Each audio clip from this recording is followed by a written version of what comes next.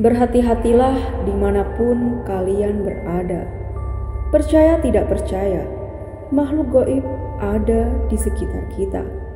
Bisa saja kalian yang penasaran, atau mereka yang akan datang.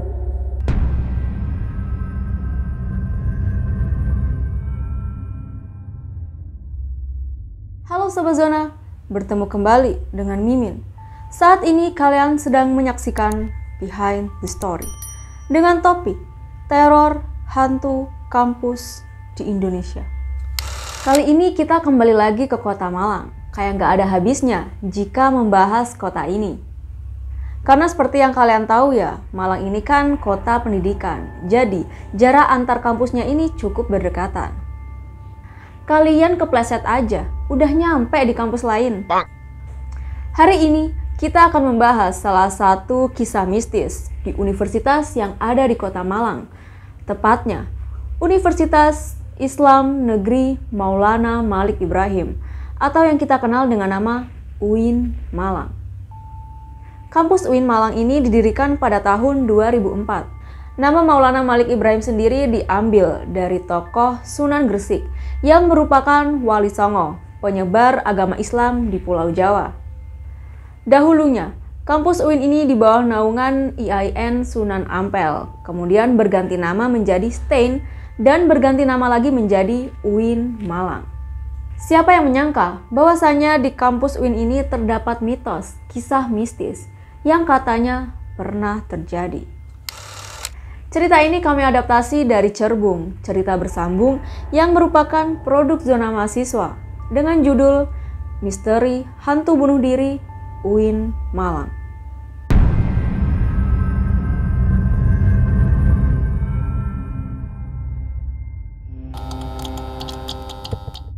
So, silahkan. Sobat Zona posisikan diri yang paling nyaman.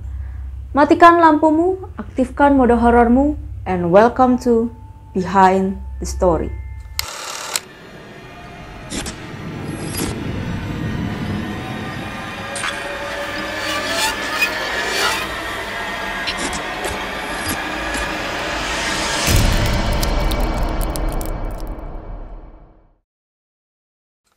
Cerita ini dialami oleh beberapa mahasiswa yang baru saja mengikuti perkuliahan.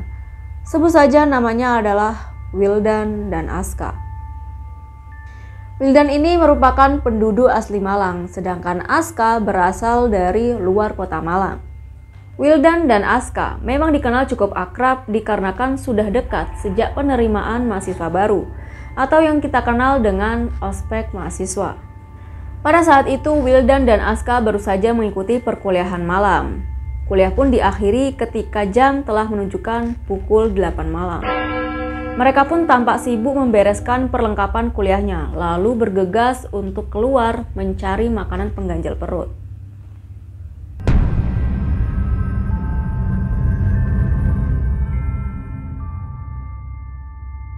Wildan dan Aska berjalan santai menuju gerbang UIN untuk keluar berkeliling mencari makanan. Setelah menemukan makanan yang cocok di Gang Kerto-Kertoan, Wildan dan Aska akhirnya kembali ke asrama pukul 9 malam. Namun gak seperti biasanya. Mulai mereka berjalan dari gerbang UIN itu sudah terlihat sangat sepi dari para mahasiswa. Ditambah lagi, hanya mereka berdua yang berjalan menelusuri gedung-gedung menuju asrama mereka.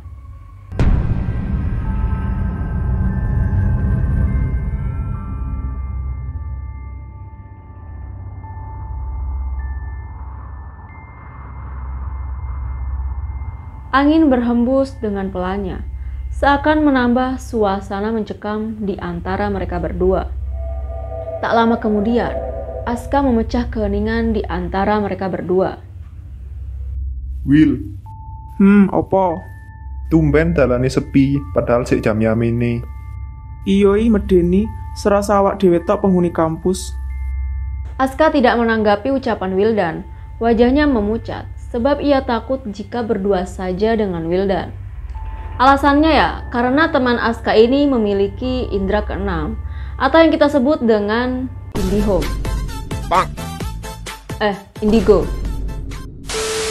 Aska ini takut ya, jika tiba-tiba saja Wildan melihat hal yang tidak bisa dilihatnya, lalu diceritakan secara gamblang kepadanya. Apalagi, Aska ini orang yang agak penakut dan sangat anti terhadap hal berbau mistis. Berjalan berdua saja dengan Wildan, ditambah suasana kampus yang sepi, membuat bulu kuduk Aska ini merinding dari tadi. Ditambah lagi, tidak ada obrolan lebih lanjut di antara mereka. Angin terus berhembus perlahan, seakan menambah kesan menakutkan. Namun Aska ini berusaha tetap santai lah ya, seperti nggak takut terhadap apapun.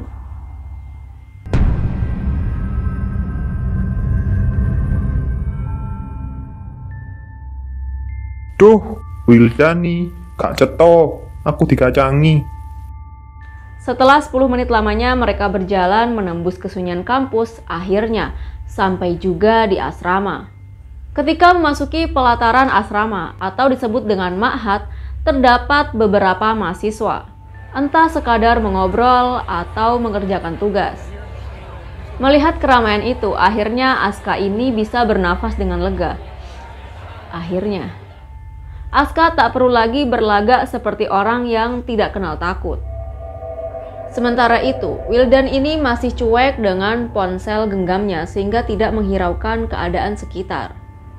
Memang ya, Wildan ini tipe-tipe orang yang harus diajak ngobrol terlebih dahulu, sehingga itu tadi Aska dikacangin. Karena Wildan dan Aska ini masih berstatus mahasiswa baru, sehingga tak heran jika mereka diwajibkan tinggal di asrama. Lebih tepatnya di komplek Ma'had Sunan Ampel Al-Ali.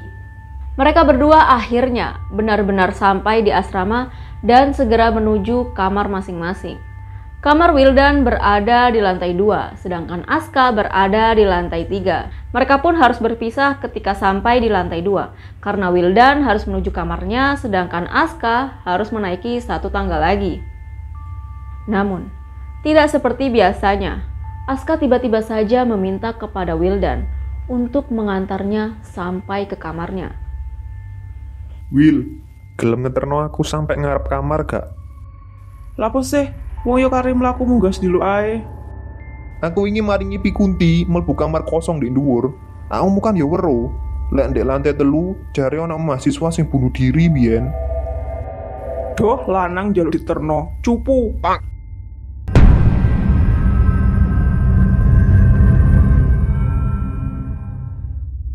Mendengar jawaban Aska, Wildan terdiam dan berpikir sebentar.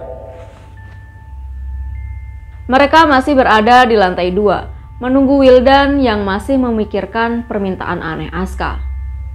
Setelah berpikir, Wildan pun menolak permintaan Aska tadi dan bergegas menuju kamarnya. Alasan Wildan menolak ini karena permintaan Aska ini terdengar aneh dan juga ia sedikit tidak enak badan.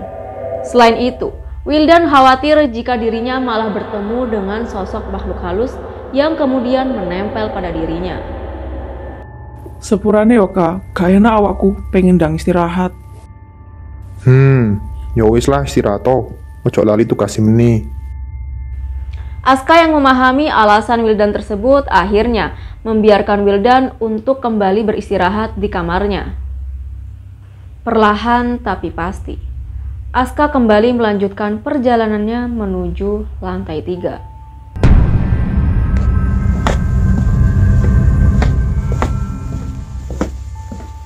Satu persatu anak tangga telah dilewati oleh Aska.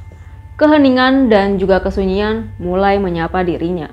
Berulang kali, Aska ini menoleh ke kanan dan juga ke kiri, memastikan apakah ada seseorang yang mengawasinya. Namun, tidak ada mahasiswa yang lalu lalang. Sepertinya mereka telah kembali ke kamar masing-masing. Padahal jam baru menunjukkan pukul 9:30 malam. Namun di asrama itu terlihat seperti tak ada tanda-tanda kehidupan. Untuk menghilangkan rasa takutnya, Aska memasang earphone lalu bernyanyi sedikit kencang. Percayalah padaku, aku pun rindu kamu. Tak lama kemudian, Aska telah sampai di depan pintu kamarnya. Ia pun melepas earphone yang menempel di telinganya. Ketika ingin membuka pintu kamar, Sepintas Aska melirik kamar kosong yang berada di ujung sana. Kamar tak berpenghuni yang lampunya selalu dimatikan.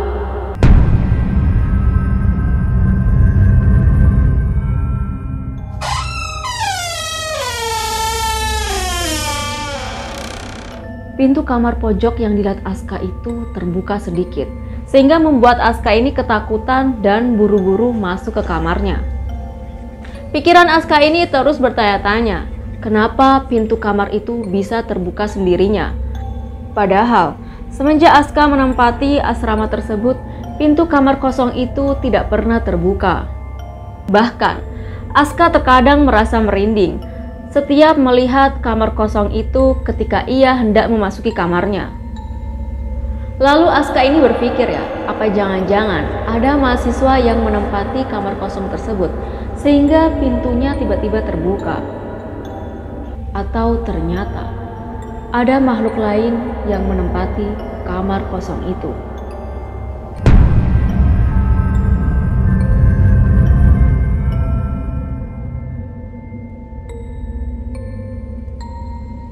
Entahlah, yang jelas Aska ini kepo apakah ada mahasiswa yang menghuni kamar tersebut? Atau jangan-jangan memang ada penunggu di sana? Aska pun membaringkan diri di kasurnya yang telah melambai-lambai kepadanya. Aska tiba-tiba terbangun. Ia baru saja teringat bahwasanya ada tugas yang harus dikumpulkan besok. Betapa herannya Aska, padahal ia tadi mengingatkan Wildan terkait tugas, namun ia sendiri malah lupa. Akhirnya, Aska ini bergegas mengambil perangkat belajarnya dan segera mengerjakan tugas. Jam telah menunjukkan pukul 11:30 malam. Kurang lebih 2 jam lamanya Aska mengerjakan tugas. Setelah itu, Aska membaringkan dirinya di kasurnya karena mengantuk dan akhirnya terlelap. Aska sedikit terbangun karena mendengar suara berisik, seperti ada seseorang yang mengetuk pintu kamarnya. Dengan keadaan yang setengah sadar dan mata yang belum melek sempurna, Aska membuka pintu.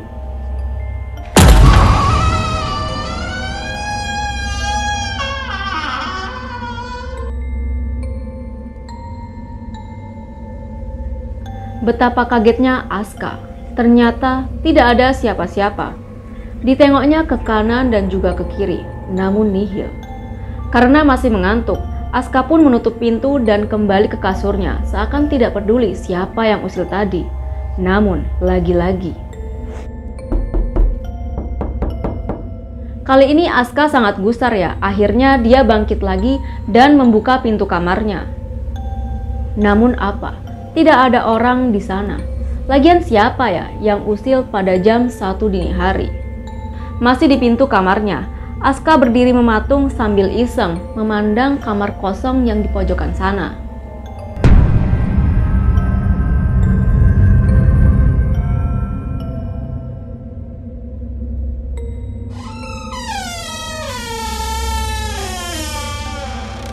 Pintu kamar kosong itu terbuka. Lantas Aska ini mengucek matanya berulang kali. Takutnya cuma halusinasinya saja. Karena Aska ini merasa dia belum terbangun sempurna dan jiwanya masih berada di kasur. Akhirnya, secara perlahan Aska beranjak ke tempat itu yang berjarak cuma 5 kamar saja.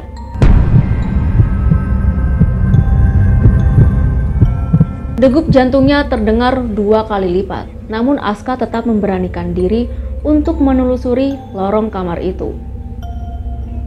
Duh, kok sepi gini sih dek gini? Ya jelas sepi lah, udah jam 1 dini hari. Tinggal 1 kamar lagi, Aska akan sampai ke kamar kosong yang misterius itu. Ia kembali menoleh ke kanan dan juga ke kiri memastikan keadaan, apakah ada yang melihatnya. Setelah sampai di depan pintu kamar tersebut, Aska mengintip dari celah pintu. Apa yang diintipnya ini hanyalah kamar kosong dengan lampu yang padam, sehingga Aska ini tidak bisa melihat begitu jelas di dalamnya. Aska bernafas dengan lega namun matanya ini ingin sekali menelusuri setiap sudut kamar tersebut. Namun, ia takut ketahuan oleh mahasiswa lain. Akhirnya, Aska memutuskan untuk menutup pintu kamar tersebut dan kembali menuju kamarnya. Namun, tiba-tiba saja, pintu yang tadinya sudah ditutup oleh Aska tiba-tiba terbuka dengan lebarnya, membuat Aska ini mematung seketika. Kemudian Aska memberanikan diri untuk menoleh ke pintu yang telah terbuka lebar itu. Padahal Aska ini yakinnya sebelumnya di kamar itu tidak ada siapa-siapa, walaupun secara samar-samar saja ia melihatnya. Betapa kagetnya Aska melihat sosok perempuan layaknya seorang mahasiswi tergantung di depannya. Mahasiswi tersebut tergantung dengan tali tampar yang melingkari lehernya sehingga menyisakan bekas lebam biru. Tiba-tiba Aska ini merasa ketakutan, namun langkah kakinya terasa berat untuk berlari. Aska meyakinkan dirinya kembali bahwasanya tidak ada satupun orang di kamar itu. Ia meyakini bahwa sosok di depannya ini bukanlah manusia. Suara degup jantung Aska ini semakin gak karuan, keringat bercucuran dari pelipisnya. Aska ini sebenarnya ingin teriak minta tolong, namun niatnya harus diurungkan karena melihat kaki mahasiswi itu mengayun perlahan. Aska akhirnya berpikir, jangan-jangan sosok di depannya ini memang mahasiswi yang baru saja melakukan percobaan bunuh diri.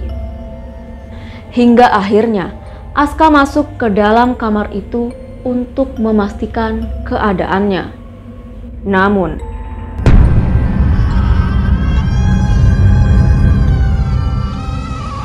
pintu kamar kosong yang tadinya terbuka tiba-tiba tertutup sendirinya.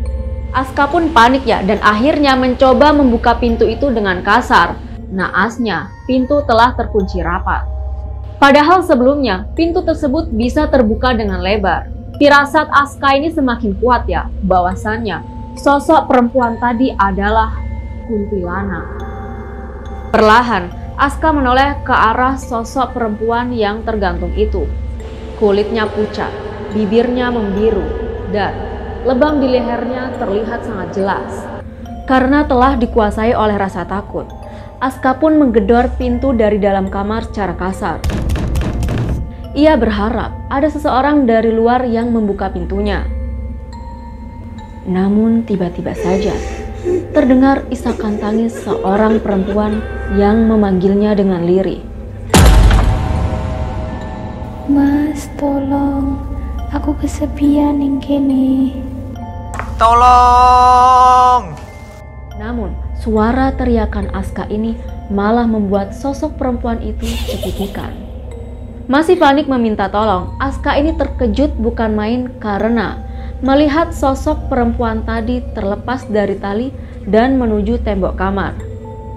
Dengan sangat jelas, Aska melihat sosok kuntilanak itu menangis dan membenturkan kepalanya ke tembok, sehingga menimbulkan suara.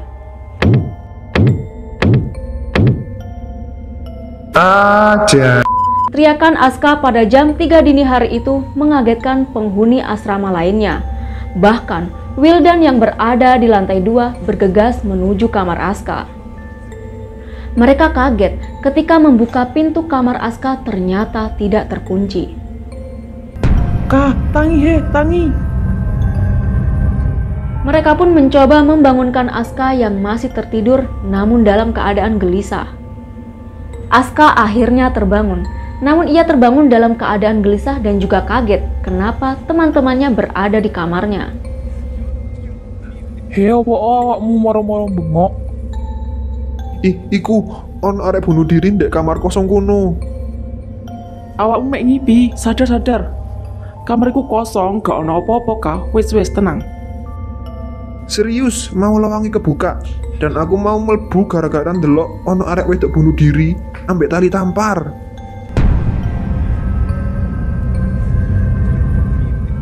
Padahal Aska ini ingat betul ya bahwa pintunya tadi terbuka dan Aska celingukan di kamar kosong itu. Bahkan ia sendiri masih sangat syok dengan penampakan yang dilihatnya. Sosok mahasiswi yang menggantung dengan leher lebam terlihat jelas olehnya. Bahkan suara isakan tangis dan juga cekikikan masih terasa nyata memenuhi kepalanya. Melihat Aska yang gelisah, Wildan ini hanya terdiam seperti mengetahui sesuatu. Namun ia menunggu Aska kembali tenang. Karena Aska yang sudah terlihat tenang, akhirnya mahasiswa lain pun kembali menuju kamarnya, meninggalkan Wildan dan Aska di kamar itu. Setelah itu, Wildan pun membuka obrolan misteri kamar kosong tersebut.